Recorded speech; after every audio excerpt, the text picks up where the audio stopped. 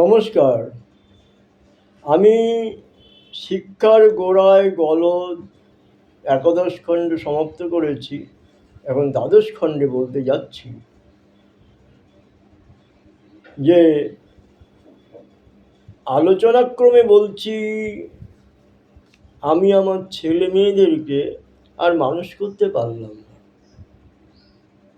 তারা বৈধ হোক আর অবৈধ হোক, সঠিক শিক্ষায় শিক্ষিত করতে পারলাম না, তাই হতাশাগ্রস্ত। বোঝাতে চাইছি যে পূজক ব্রাহ্মণ হতে হলে যেমন ভক্তিশুদ্ধ থাকা দরকার,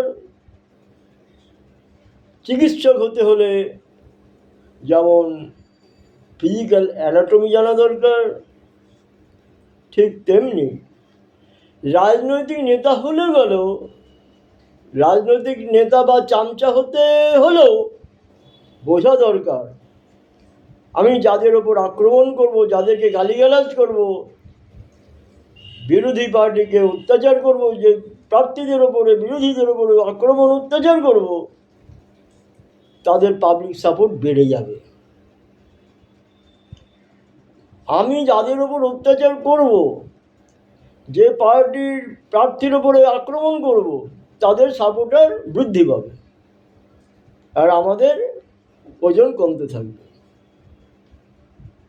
সেটাকে বুঝতে হবে।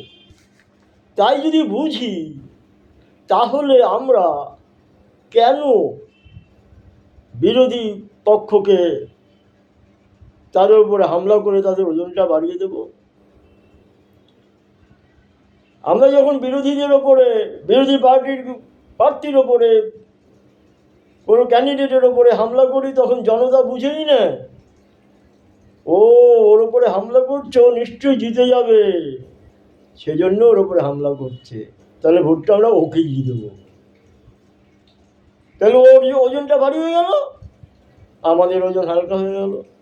তাহলে আমরা কেন বিরোধীদের ওজন ভারী করে নিজেদেরকে হালকা করব? এই জিনিসটাই আমি বোঝাতে চাইছি, এটুকু বলতে চাইছি। অল্পের উপর দিয়ে এখানেই সমাপ্ত করছি। নমস্কার।